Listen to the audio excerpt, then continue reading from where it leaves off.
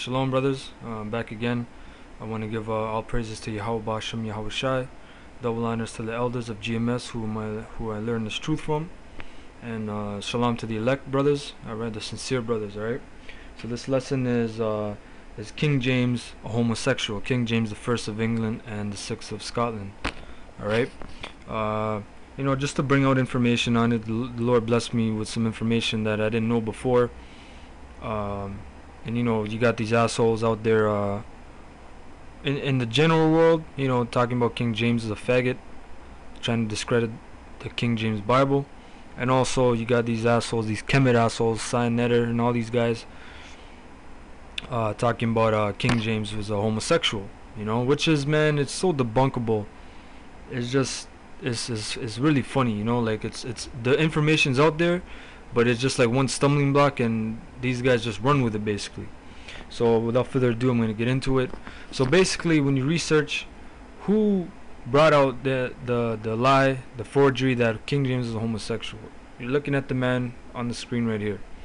His name is Anthony Weldon, and when you read about him, it says Sir Anthony Weldon was an English 17th century courtier and politician. He is also the purported author of The Court and Character of King James I, although this attribution has been challenged. So he wrote a book, document titled The Court and Character of King James I. Mind you, this book was written 25 years after King James was dead. Okay? 25 years after. So let's get into it a little here. It says the story of Weldon's dismissal from King James's court for his negative assessment of the Scots in the description of Scotland is usually taken as the justification for the criticism of James in The Court and Character of King James I, which contains the famous comment that James was the wisest fool in Christendom. Okay, so he was dismissed out of King James's court. He served in King James's court and he was dismissed. Alright, King James also being a Scot. Okay, in history, people record King James as being rude, being very upfront, very straightforward. When we dig into this, man, whoever thinks King James was a faggot after this, man, you need to have your dome examined. All right. So that was just a little information. So after he was dismissed, he waited till King James was dead, so he can't defend himself, and he wrote this bullshit. Now the Most High Yahweh Bashem Yahushai showed me some information that just totally blows us out. Alright, but this was the origin. Okay, this is, brothers want to know who started. This was the guy that started the rumor, the slander about King James being a faggot. Anthony Weldon. You can go and research him some more, but this is just the summary, the basic summary. Alright, so he was dismissed from King James's court, and then he talked his shit. Okay, and during this time, you have to remember, King James had a lot of enemies, man. Alright, during his time in England, yes, King James was black. That's another statement. Okay, we have images right here. This is King James. Okay, you can, man, I don't even have to say it. He's clearly a Jake, man. Woolly hair, the features, everything. And if you look up here, Rex is Latin for king. Jacobus, the word James is the English derivative of Jacob.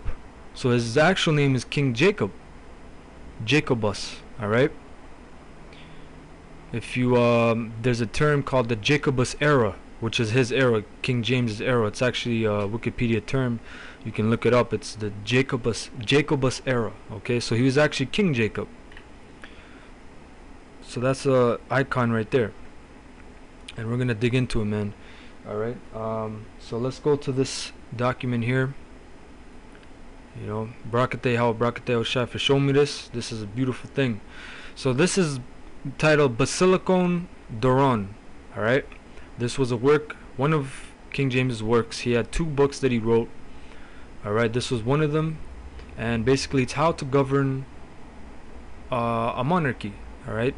So the Basilicon Doron down here, this is from Wikipedia, is a treatise on government written by King James VI of Scotland, later King James I of England in 1599.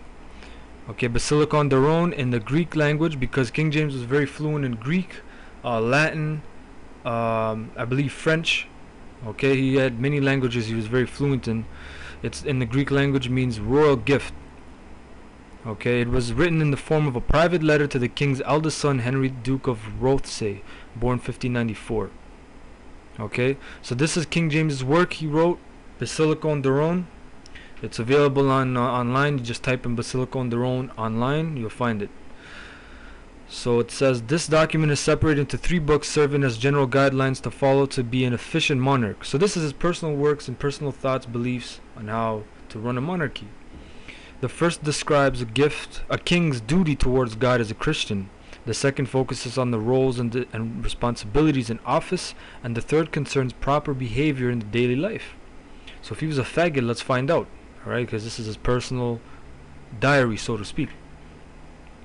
This is page 46 from the Basilicon Daron, the political works of James I. Specially eschew to be effeminate.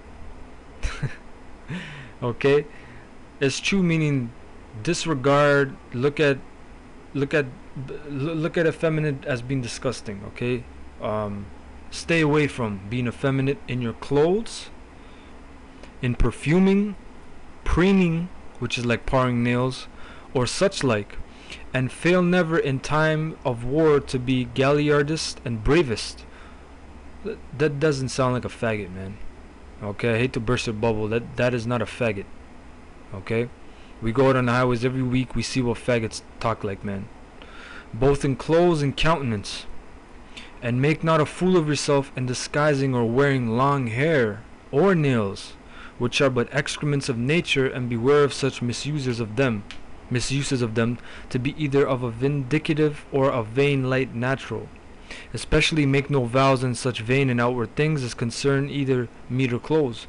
So he just told you, don't be effeminate, man, in your clothes and perfuming. Don't make a fool of yourself by wearing long hair or nails. That's not a faggot, man. And then the icon here doesn't have long hair. You know. Let yourself and all your court wear no ordinary armor with your clothes, but as such as knightly and honorable. Okay, so that's an excerpt directly from his book, the Basilicon Daron, page 46. Okay, so that cuts it right there, man. He can't be a faggot with talking like that. This is personal notes. And these are some statements here, quotes from historians. Morris Lee said in Great Britain's Solomon, James VI and I, historians can and should ignore the venomous caricature of the king's person and behavior drawn by Anthony Weldon, which we talked about before. Right, he was the guy that started the notion. Mind you, he wrote the court and character of King James I 25 years after the man was dead. So he couldn't even defend himself. Okay, Robert Ashton and James I, by his contemporaries, said the treatises of writers such as Sir Anthony Weldon and Francis Osborne are characterized chiefly by their author's spiteful and indiscriminate animus against the king. They are represented here not because of their values as accurate accounts of events, which is negligible. Okay, so that was some information. Okay. So back to the fact that King James had many enemies, man, during his time. If you watch the movie Golden Age, I believe it's called Golden Age Elizabeth. All right, during the time of Queen Elizabeth I, which she was a black woman. Hate to burst her bubble, man. See, niggas don't think that we ruled England, man. You know, Septimius Severus, the man that, so to speak, conquered the Roman Empire. All right.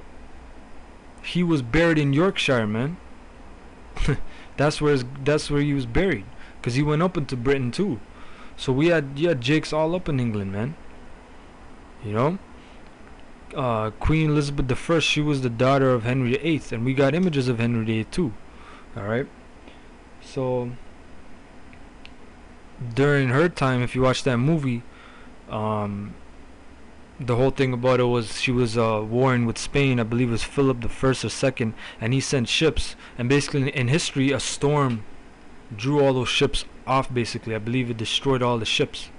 You know, and in history, there's statements about the English people talking about God, the God of Israel, had delivered us.